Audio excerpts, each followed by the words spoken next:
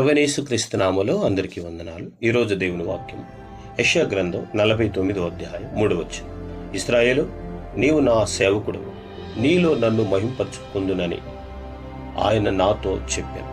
వాక్యంలో దేవుడు తన సేవకునితో మాట్లాడుతున్న సందర్భం. సేవకుడు అనగా ప్రధానంగా ఇశ్రాయేలు జనం, కానీ ప్రవచనాత్మకంగా ఇది యేసుక్రీస్తును కూడా సూచిస్తుంది. దేవుని పిలుపు, నీవు నా సేవకుడు. దేవుడు తన ప్రజలను తన సేవకులుగా పిలుస్తాడు. ఇది గౌరవమైన పిలుపు. మన జీవితం దేవునికి సేవ చేసేదిగా ఉండాలి. యోహాను సువార్త 15వ అధ్యాయం 16లో, మీరు నన్ను ఎంచుకొనలేదు కానీ నేను మిమ్మల్ని ఎంచుకుంటుని.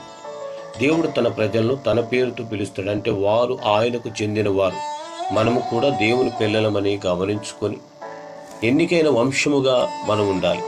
మన జీవితంలో ముఖ్యమైనది దేవుని మహిమ. మన మాటలు, మన పనులు, జీవన శైలి ఎలా ఉండాలి? దేవునికి మహిమకరంగా మనం ఉండాలి. దేవుణ్ణి గణపరిచే వారిగా ఉండాలి. మత్తయి సువార్త 5వ అధ్యాయం 16వ వచనంలో, మీ వెలుగు మనుషుల ఎదుట ప్రకాశింపనీయుడి అంటే మన మాటలు, క్రియలు, తలంపులు, ప్రవర్తన, జీవన శైలి అన్నీ కూడా మనుషుల ఎదుట వెలుగుగా ప్రకాశిస్తూ దేవునికి మహిమకరంగా ఉండేవారిగా ఉండాలి. ఒక దీపం తన కోసం వెలగదు, ఇతరులకు వెలుగునివ్వటానికి వెలుగుతుంది. అలాగే మన జీవితం కూడా దేవుని మహిమ కొరకు వెలిగే వారిగా ఉండాలి. మనము దేవుని సేవకులము, ఆయనకు చెందిన వారము, ఆయన మహిమ కొరకు మనం జీవించే వారిగా ఉండాలి. ప్రేమ నమ్మకం కలిగిన తండ్రి, వందనాలు.